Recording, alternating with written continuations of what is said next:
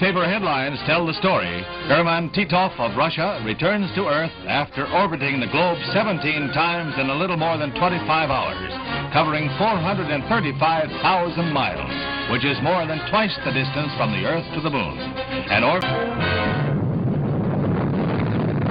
With the usual Russian secrecy prevailing, this launching is from previous films, showing a rocket liftoff similar to the one used in the latest Soviet Union space feat.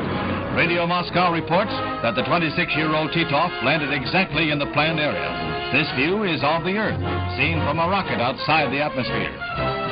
Recording equipment such as this was able to pick up Major Titov's messages as he wrote a new chapter in space history. Gagarin. With no details released by the Russians on the space flight, this series of animated scenes demonstrates the course of an orbit around the Earth.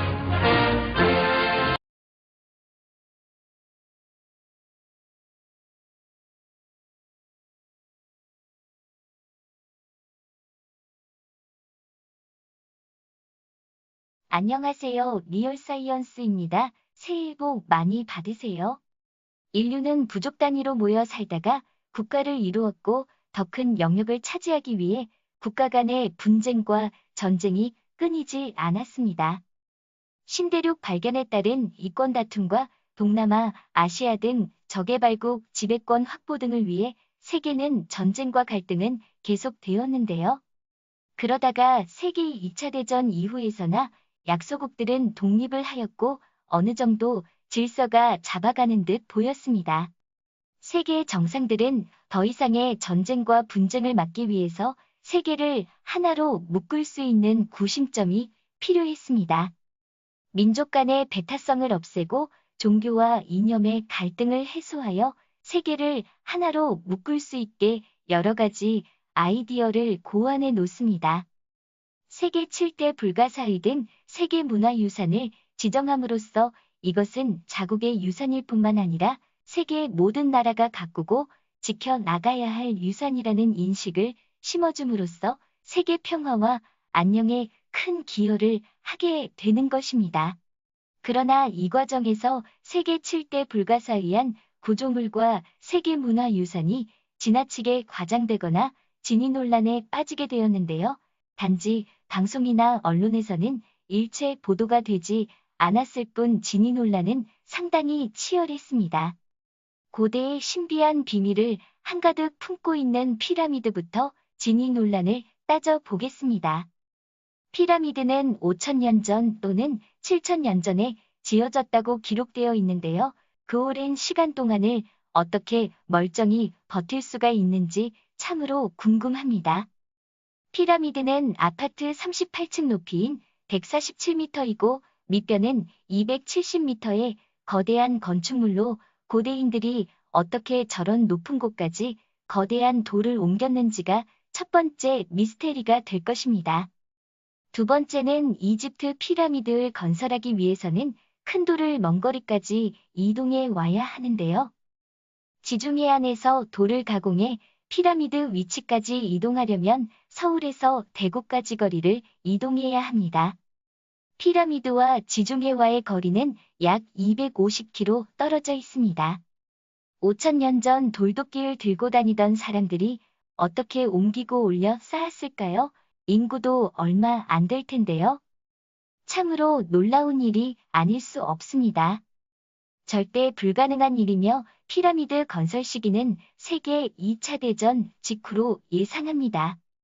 그럼에도 불구하고 방송이나 언론에서 피라미드는 세계 7대 불가사의한 유산이라고 프레임을 씌워버리면 사람들은 아무 의심 없이 무조건 믿게 되는 것입니다. 그러나 문제는 피라미드의 불가사의한 미스테리는 여기가 끝이 아니라는 점입니다. 이제까지 방송이나 언론, 학교에서 가르쳐주지 않은 정말 엄청나게 신비스러운 점이 하나 있는데요. 무엇일까요? 그것은 바로 피라미드는 시멘트로 만들어졌다는 점입니다.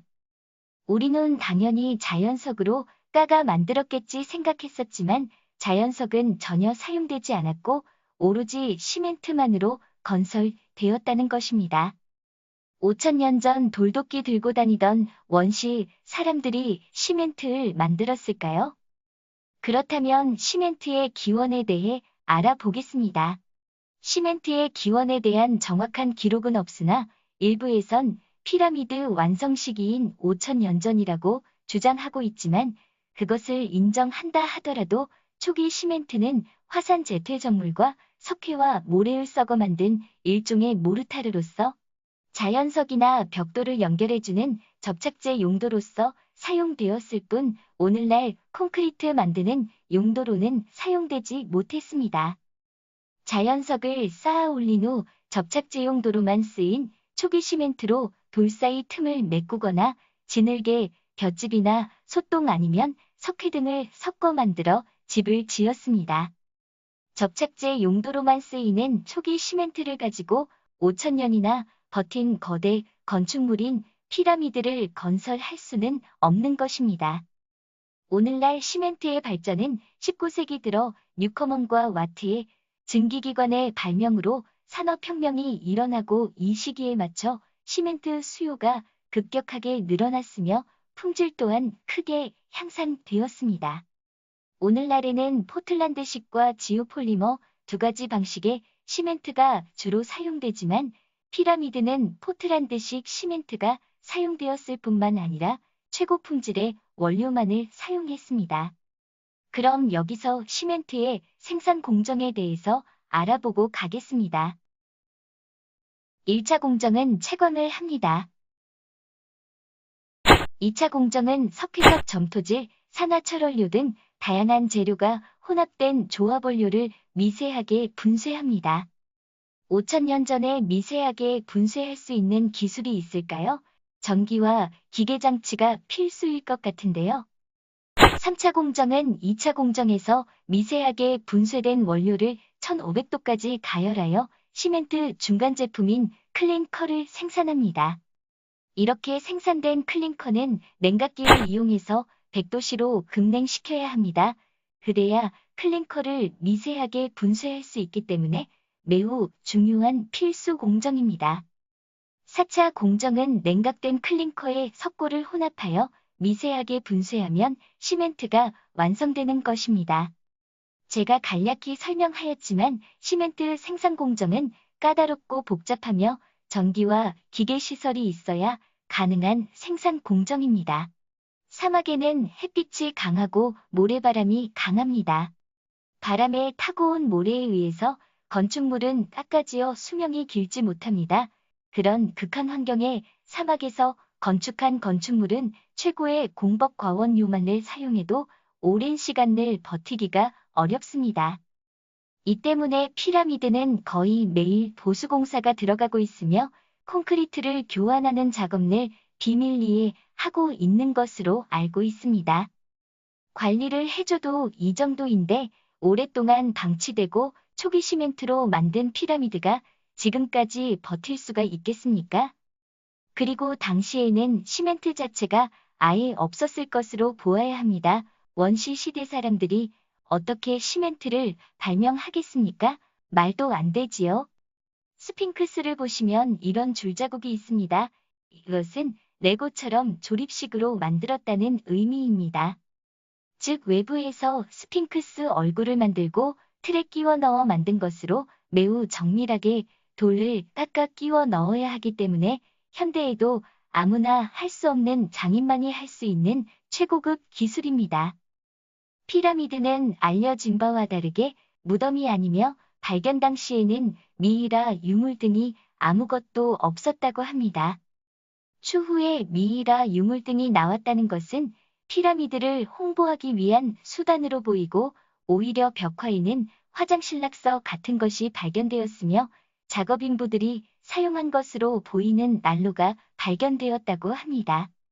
피라미드는 더 이상 진위 논란이 불필요하다고 생각하며 다음 시간에도 세계문화유산에 대한 진위를 따져보도록 하겠습니다. 감사합니다.